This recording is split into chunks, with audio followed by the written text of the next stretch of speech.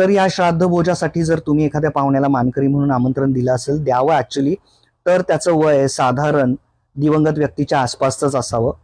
सवाष्णाचं महालय असेल तर एखाद्या सुवासिनीला जेव घालावं.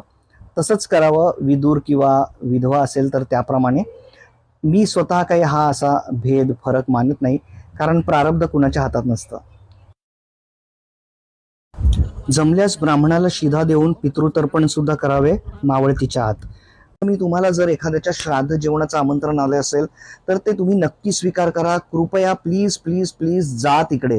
आणि या भावनेने नाही की पुढे तुमच्या दहाव्याला कोण येणार कोण जेवणार, तर या भावनेने की आपण जर 2 घास खाल्ल्याने फक्त जर एखाद्याच्या पितराला शांती मोक्ष मिळणार असेल, तर यापेक्षा मोठी सुपर पॉवर ती काय असेल, यापेक्षा मोठं पुण्य ते काय असेल. एकमेका सहाय्य करू अवघे धरू सुपंथ. पुण्य संचय हे अशा साध्या गोष्टीतून सुद्धा साध्य होऊ शकते. त्यासाठी 4 धामही फिरण्याची गरज नाही.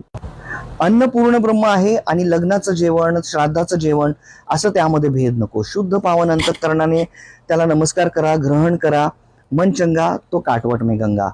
आणि मला तर अशा प्रसंगी कुणी बोलवलं तर मी तात्काळ हजर होतो.